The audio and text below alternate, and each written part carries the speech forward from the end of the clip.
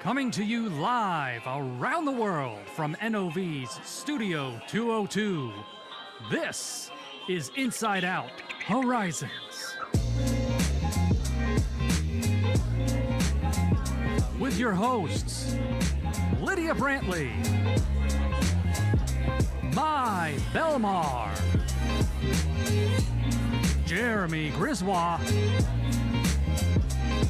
Cass Casey, Michael Gaines, and Shelby DUMAINE. Now, let's start the show. Welcome to Inside Out, where we bring on guests to talk about the evolving energy landscape and new technologies in the energy industry. My name is Jeremy Griswold. Today we have Terry Virts, Colonel Terry Virts on the show, who I'll intro here in a minute. But before we get there, let's take it over to Shelby DUMAINE. She's going to tell you how you can connect with us and on social media. Mm-hmm. Absolutely. Thank you, everyone, for joining today, this morning. We're here in Navasota, like Jeremy said, but I'm curious where you are in the world. So if you're watching right now and want to get involved in the show, go ahead and comment down below, whether you're on Facebook, LinkedIn, or YouTube. Let us know where you're watching from. I always like to see that. And then throughout the show, if you have any questions for Jeremy or for Colonel Terry Virts, like Jeremy mentioned is our guest today, go ahead and let us know below, and we'll have a live Q&A at the end. So we'll get to as many questions as we can in the time, but feel free to go ahead and type those in. And if you think of any questions later that you didn't get a chance to ask while we were live, you can email those to socialmedia@nov.com. You can also catch any past episodes of the show at nov.com/live. So lots of ways you can get involved in the show, but the most important one to keep in mind is while you're watching live today, just go ahead and comment any questions you have below. Again, Facebook, LinkedIn, YouTube, we got it all. I got all the screens up, so we'll be looking in the comment section and looking forward to your questions.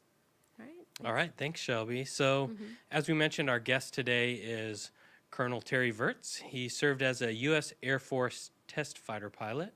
He's a NASA veteran of 2 space flights and a graduate of the U.S. Air Force Academy, Embry-Riddle, and Harvard Business School.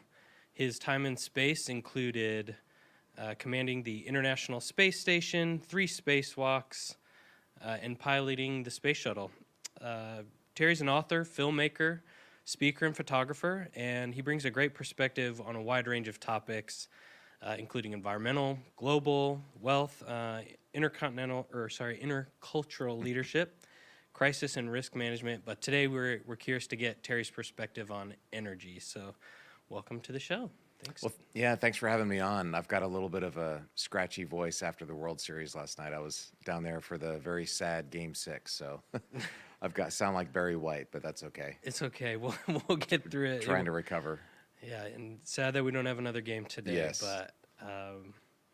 But yeah, so thanks for being on. We want to just get get your perspectives as someone who's, you were well traveled before you went into space.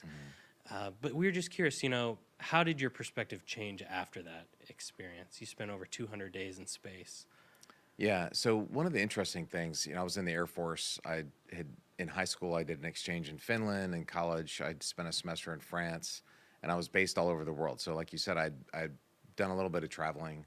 And then whenever I would come home, I remember, if I was landing in America, I'd think like, all right, I'm back home again. Or if I'd land in Germany, I'd think, all right, I'm in Germany again, or I'm in Korea or whatever. And I don't ever feel that anymore. I always, like if I land in a different country, I was just in Saudi Arabia this week, going back to Europe in a week. I just kind of feel like I'm always home, which it took me a while to realize that, but maybe if a few trips after my time to space, I remember thinking, wow, I always feel like I'm home, like I'm just home on Earth, which was pretty interesting. Yeah, that's fascinating.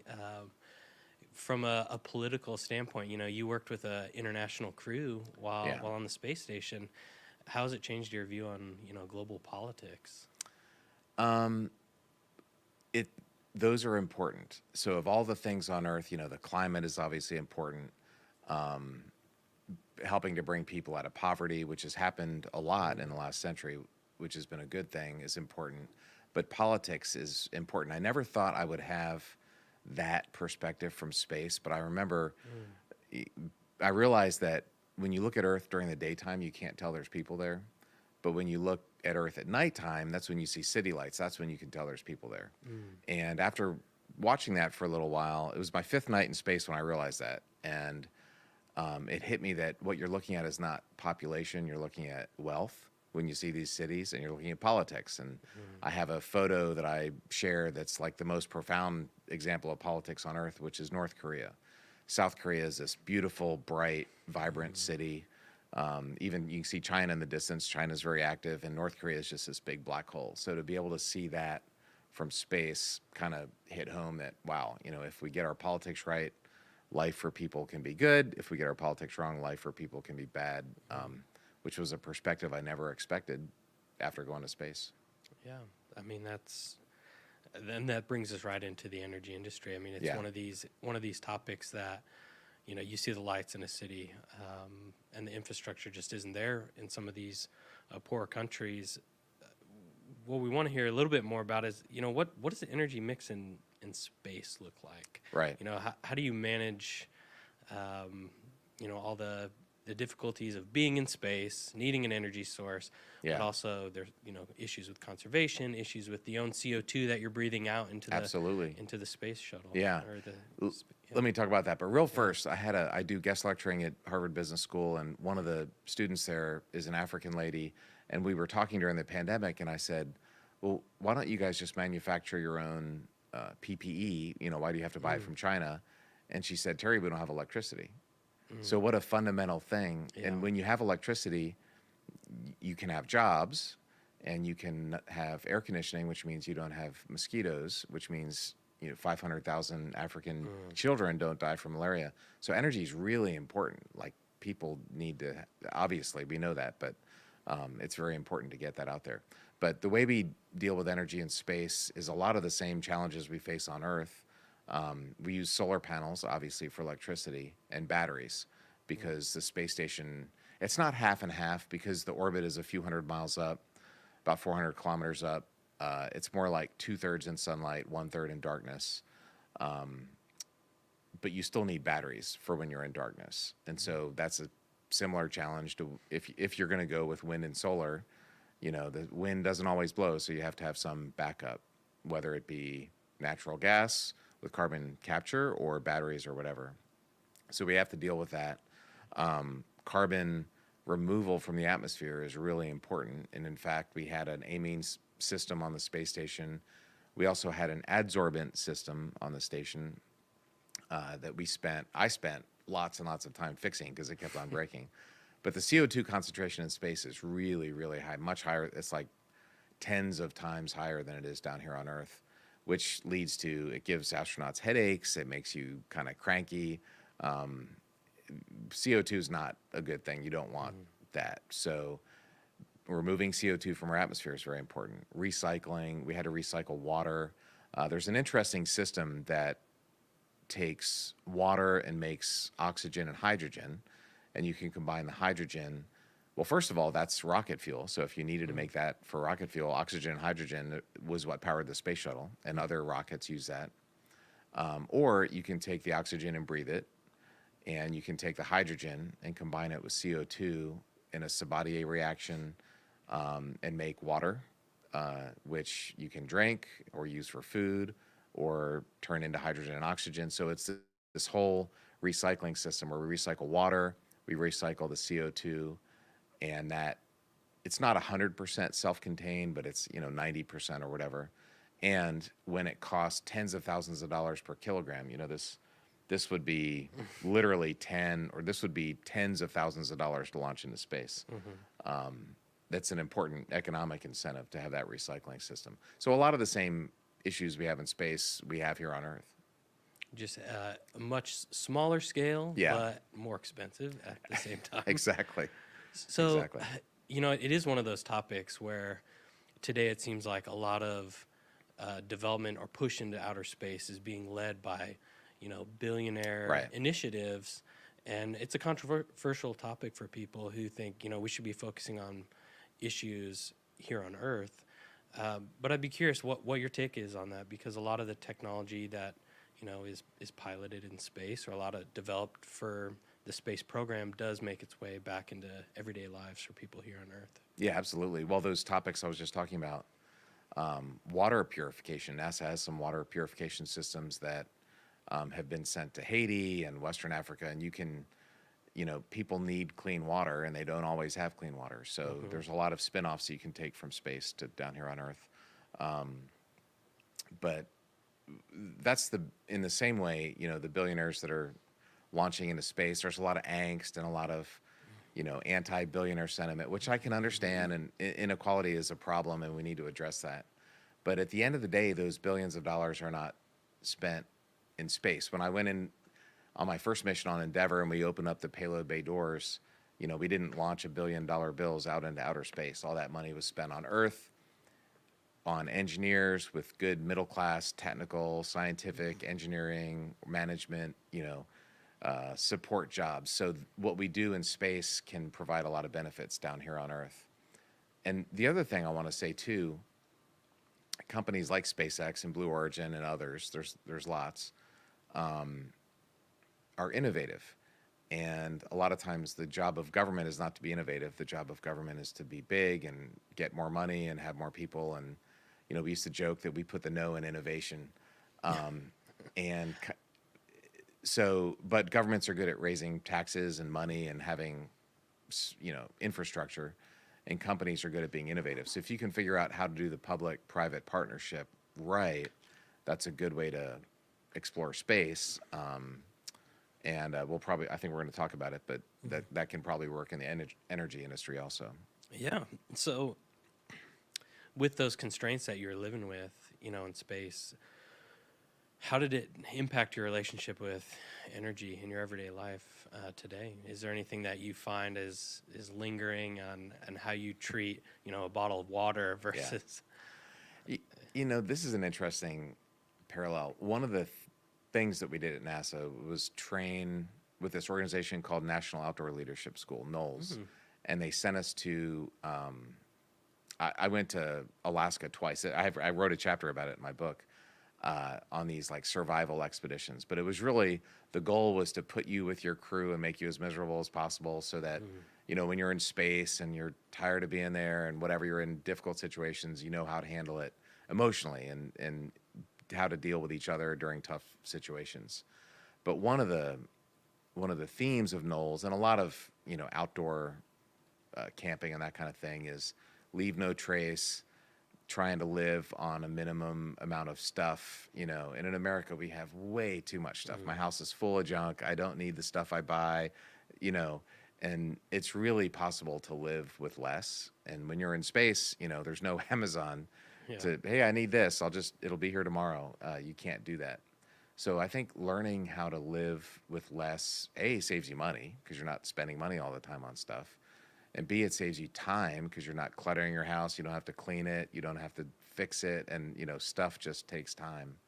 And it's good environmentally. I mean, the less stuff, the less trash, the less energy we have to waste. So that concept of leaving no trace and living with less stuff is a good thing in general. Yeah, that's I'm familiar with the National Outdoor Leadership School. Yeah. It is a really great program. Oh yeah, it's a very cool project, and I'm sure you could probably do trips for fun rather than just trying to make you miserable like they did at NASA. Yeah. But being in the Alaskan wilderness was unbelievable. No phone, no internet for 2 weeks. It was great. It was amazing. That's good.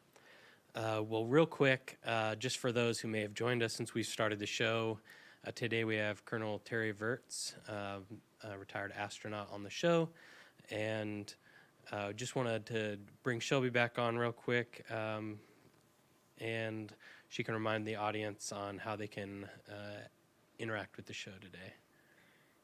Absolutely. Thanks, Jeremy. Yeah, just as a reminder, if you have any questions, we will be starting that live Q&A here in just a little bit. So go ahead and let us know in the comments, whether you're on Facebook, LinkedIn, or YouTube, what questions you have for Colonel Virts. All right, back to you, Jeremy. All right, thanks. So, Terry, COP26 is taking place this week and next week, and a lot of people in our industry are keeping an eye on that conference and some of the global delegations that are talking about energy policy, renewable energy policy, and carbon reduction. You know, with the perspective that you have, what would you share with some of the leaders at the conference, or what would you like them to hear? I'd love to go there. In fact, I was there yesterday virtually. I had to record a message for a film, an IMAX film I'd made. They showed there at their film festival. But I think it's easy to take an ideological stance or to get angry about this or to jump on a bandwagon. And I think you need to step back and try and make it as unemotional and dispassionate as you can. And you need to look at, okay, here we are, there's 7 billion of us on the planet, and bringing people out of extreme poverty is important. And, you know, having people live a quality of life is important. So you can't just go one extreme that hurts people. And it's easy for us in the West and in the wealthy nations to look down, you know, to say, well, everybody should drive a Tesla. Well, that works in Norway. It works really well in Norway. Most people do drive Teslas there, but that's not going to work for billions of the world's people. So we need to have policies that recognize the need to, you know, help the lower income nations, but also minimize climate change, because that's going to just lead to more misery in the future. And I think when it comes to energy policy, you know, electric cars are an important part, but it really is all of the above. You know, carbon capture is an important part of that, because fossil fuels, we have centuries of gas thanks to the shale revolution. So if we can use that in a carbon neutral way, why not use it? Solar and wind are important. I think nuclear is should be very important, and because of ideology, we've kind of forgotten nuclear power. Literally, almost nobody has ever died from nuclear power. It's a very extremely safe. You know, thousands of people a year die from coal mining accidents in China, but nuclear has been completely safe. But because of irrational fears, we don't go down the nuclear way. There's other technologies. Geothermal is a big one that could provide huge amounts of power that you just don't hear about. So I think those leaders need to step back and take a rational approach to things and not just the kind of jump on the bandwagon approach. Carbon is important, but methane is 30 times more important, right? So we need to keep that in mind.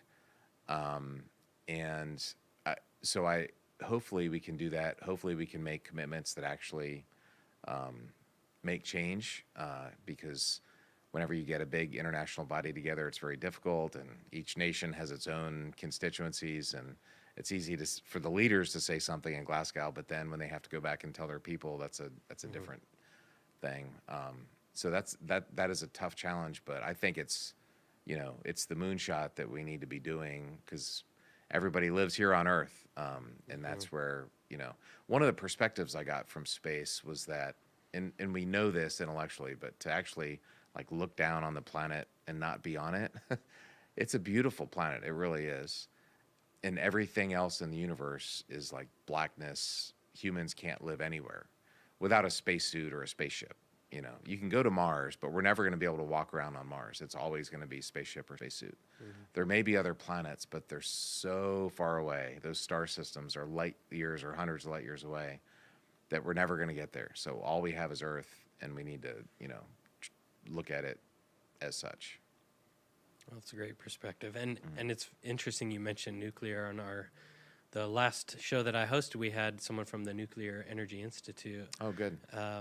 Talking to us about some of the latest developments. So that would be if you're interested in that, go back and check out our show with Dr. Everett Redman from the the Nuclear Energy Institute. It was a fascinating interview there too. But it just happens in the U.S. to be one of these areas where we have bipartisan support for.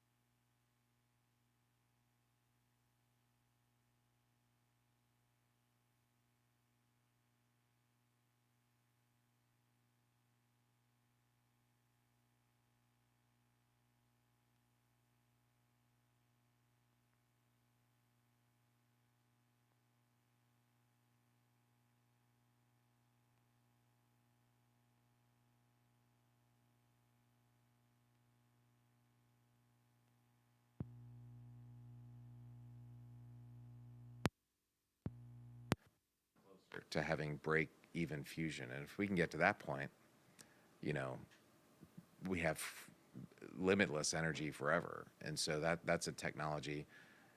It's off in the distance. We're, you know, there's still a lot that needs to go there, but it's high risk, but it's also high return. It's the highest possible return. And that's something that no one is really talking about, which is interesting. Given all the trillions of dollars that people want to spend on energy, that seems like an area that would be worth focusing on.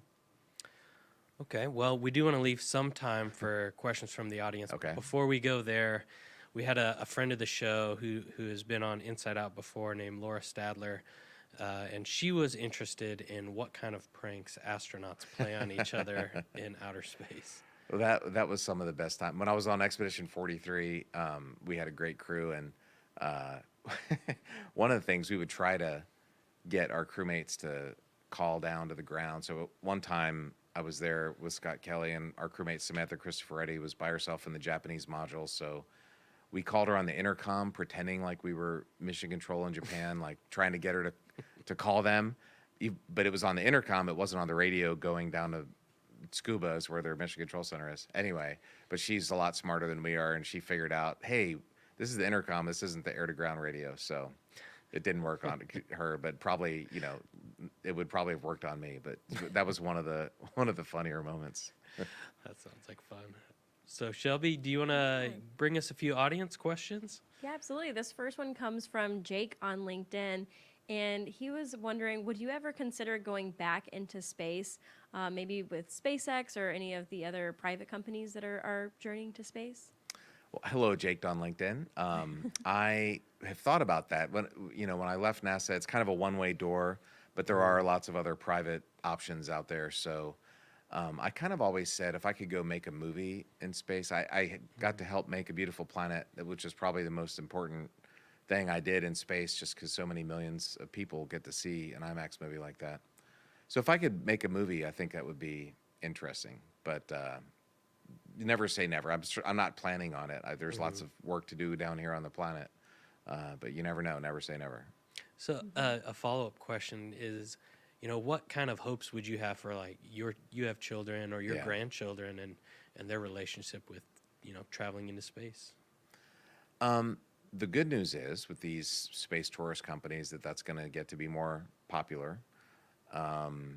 It's funny, people say, well, now finally regular people can go into space. It's like, yeah, regular people like the richest man on the planet and William Shatner and, you know, 18 sons of private equity fund managers. Now finally normal, unlike me, who is like the first guy to go to college in my family, and which kind of makes me laugh. But the prices will come down to, you know, a few $100,000, which is an awful lot of money. I don't have that laying around, but you could save up a couple $100,000 if you live in a, you know, an advanced nation. And so I think having lots of people go into space will be a good thing. Just the more people that see the planet, the better. And it's a dangerous thing though. Like riding a rocket is not like riding a 777 on a flight to London. There's, you know, several orders of magnitude more risk that you take. And so people need to be, I wrote a chapter in How to Astronaut about that. People need to be sober about their expectations. If you're riding a rocket, you're riding a rocket. You're not flying on a United Airlines flight. Shelby, That's how about? I never thought about it. Yeah. Yeah, we got another one on LinkedIn again. Do you foresee nuclear fusion energy or offshore wind energy as kind of the best viable option moving forward, or is there one best, or how do you? Well, nuclear fusion, if it worked, if we get past the break-even point, solves electric power forever on Earth. You know, wind is good unless you're a bird flying near the turbine, which is, you know, is a problem. There's also the aesthetic look of wind turbines. Where do you buy the wind turbines from is a issue. And in the same way that in the 70s and 80s, in the 20th century, it was the biggest wealth transfer in history from the West to the Middle East. And how many wars have we fought there, you know, over the years? It's caused a lot of problems. And right now, wind, solar panels, batteries, hundreds of billions, if not trillions, over the coming decade are going to China for that. And that's that's an issue that we need to think about. So when it comes to things like offshore wind, which is great, and I think a source of a lot of electricity in decades to come, you can look at it from the energy requirement point of view, you can look at it from the climate point of view, but you also need to look at it from a geopolitical point of view. And where we source solar panels from, and where we source batteries from, and where we source wind equipment from, we need to be mindful of how many billions and trillions of dollars are going in which direction, and who does that benefit. That's a really important part of the equation that at COP26 does not get discussed very much. Yeah, that's a very interesting point. And Yeah. you know, at the end of the day, too, you know, to the original question, it's probably going to fall somewhere as a mix of all these technologies, and you know, we'll see different regions maybe lean towards one or another, but we're probably going to need all the help we can get. But yeah, interesting perspective. Follow the money and where that's going from a geopolitical standpoint. Well, it's gotten us into a lot of trouble, you know, in where the oil and gas, you know, originated from, that where that money flowed. So we should not make the same mistake twice. Hopefully we can be smart enough to do that. Okay. Definitely.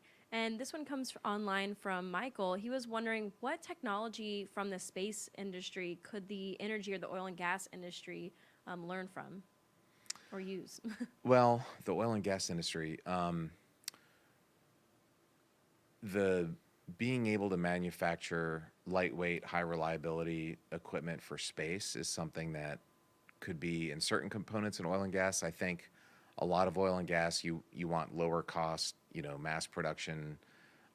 If something weighs a huge amount of weight, that's not really that big a deal. In space, that's everything. Weight is everything. So in areas in oil and gas where weight is important or ultra high reliability is important, I think those technologies can flow over. I think the ability to live on a space station is probably in some ways similar to living on a rig or on a drilling ship or something like that. And I know the carbon capture is something that we have to do on the space station, and it's going to be an important part of the oil and gas industry going forward. So there's probably multiple different ways, multiple different technology areas. Were there any technologies in particular that were used to, you know, provide redundancies or safety measures that you can recall?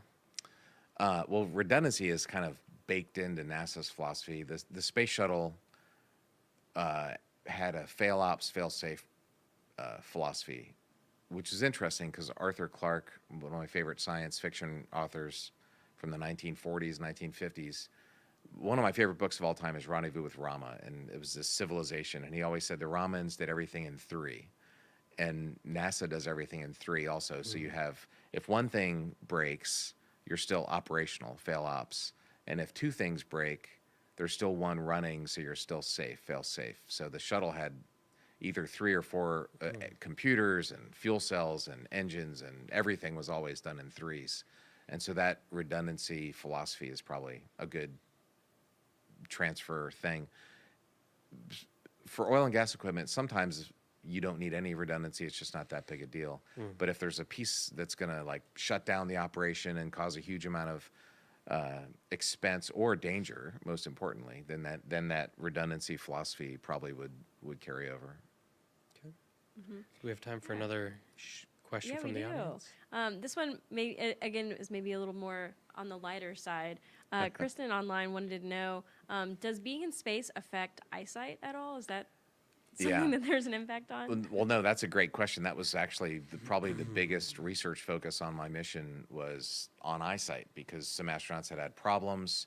Most of the time it would resolve itself once they got back to Earth, but we were trying to figure out what was causing that. And right now, all the fluid is down on our legs and our feet. Gravity pulls it down there, but in space that floats up, so astronauts kind of have puffy faces, and that adds to a lot of pressure. They call it intraocular pressure, smashing your eyeball and the optic nerve, and it changes your lens shape, so it's harder to see things close by, so you have to do this, but your far distant vision gets better, just the way your lens tends to bend. So the eyesight issue was a big, focus for several years at NASA. Luckily, it doesn't affect that many guys, and their eyesight recovers. But I did countless ultrasounds on my heart, on my eyeball, and on my brain, and they were trying to measure like how the blood vessels changed and what was going on inside of our body because of eyesight. So that's actually a really good question. To follow up on that, I mean, you were in space for months at one point in time. What was the recovery like when you got back to Earth? I mean, I'm sure that process was pretty extensive too. Yeah, coming back to Earth is interesting. So after both my flights, I felt very heavy. I remember I was the last guy to get out of the shuttle, and they came in to get me. Terry, it's your turn. So I had my helmet, and I was like, be careful, this thing weighs 500 pounds. And I remember getting into bed and pulled the blanket up, and it felt like I had a lead, like you're getting an x-ray, a lead blanket, you know? Like there was some evil Marvel bad guy with a magnet ray that had me pinned to the bed, and I couldn't move from this thing. Dizziness is the other thing. I was really, really I mean, it was like, it wasn't a glass of wine. It was like a bottle or a couple bottles of wine, like, ugh. And I could walk, I could stand up, I could move around, but I didn't want to. And I wanted somebody next to me, and I never fell. And they made you do this like push-up where you're on the ground and you have to stand up as fast as you can to check orthostatic intolerance, which is when you get lightheaded. And I was okay. It was just all those things really stunk. So the first day was terrible. The second day was bad, but not as bad. The third day, the third day was like a glass of wine. It wasn't too bad. And after a week, I did a balance test where you have to stand in this room and they block your vision, and then they move the room. And so you have to get your balance back. And there's force sensors that measure how your feet do this. And like the quicker they stabilize, the better your balance. And my balance score a week after landing from a 200-day flight was better than it was before I launched. So that shocked me. I couldn't believe that. Any theories on why? It was just my body. I recovered really quickly. It was I didn't expect that. I kind of didn't trust the result. Everybody was like, holy cow, they've never seen that. Some guys take months before they get back to normal. But for some reason, my body was just made to fly in space and come back to Earth, I guess. That's cool. Yeah. That's awesome. We'll do one more question just because it's kind of a follow-up to the previous one. So Okay. I'll allow it for Okay. time. This comes from Ari on LinkedIn, and he was wondering about, was there anything to do with flashes of light when you closed your eyes? Like you said, cosmic rays. What was the experience with that? Yes, so that's a chapter in my book. I actually did a special with BBC a couple years ago called Anomaly, and it was about the South Atlantic Anomaly, which is this geological feature on the Earth where our magnetic field goes around the whole planet, but over the South Atlantic it dips. And that magnetic field is basically this big force field that protects the planet from radiation, from the sun or from other galaxies. They call it galactic cosmic radiation. That's why we have life. Without that radiation force field, we wouldn't have life because the radiation would kill us. And I remember it was my 5th night in space. I was going to sleep on the space shuttle. I closed my eyes, and all of a sudden, boom, this giant white flash. And I woke up, and I thought, cool, that's what the Apollo guys were talking about. And then until I thought about what was going on. So what was going on was these very heavy particles from going 0.9 the speed of light, whatever, from other galaxies or stars. It just goes right through the shuttle, and it would hit my optic nerve with so much energy that it sent this electrical signal that looked like a flash, which is pretty cool. And there's no sound, which is really weird to see a flash without sound. But until you realize, well, if that one's hitting, there's probably thousands of other ones hitting all the rest of my body. And of course, it can hit DNA and damage the DNA, and that can cause cancer. So that's the concerns. But not all astronauts see that, but I definitely did. And after a while, I was like, I wonder if there's any correlation. So I started to look at and you only see it at night because you have to have your eyes closed. But so when I'm going to bed, it would happen, and I'd open up the laptop and look at the map on where we are over the planet. And every time I looked, we were over the South Atlantic. And so that dip in the magnetic field, actually, I could see it with my eyes, which is kind of crazy. That is. Well, we would love to keep you here all day and just ask you questions about space, but I think we'd be remiss if we didn't share with the audience your book, which is How to Astronaut, All right. an insider's guide to leaving planet Earth. Pick up a copy. You can hear many stories like that. But there's other ways to connect with Terry as well. TerryVirts.com and the podcast, which was called Down to remind me? Earth, Down to Earth with Terry Virts. Yeah. with Terry Virts. I have a very eclectic group. I've had some of the UFO guys have been on. Okay. I had guide dogs from the blind. I had the best-selling author of the Afghanistan papers talking about Afghanistan. Filmmakers, a really cool Uyghur from China, refugee, escaped from China and started a business and has this amazing coding business. So anyway, very diverse group of folks. I'll need to have some folks from NOV to talk energy, and that would be actually really awesome. That would be great. We know a few folks. You do. So, but yeah, thank you again for being on the show today. This was really great. I'm sure the audience enjoyed that. For those who are watching today, there's many ways to connect with NOV. You can go to nov.com/live. You can find links to all our social media channels there, past episodes of the show as well. So thank you for joining us today, and we hope to see you next time on Inside Out Horizons.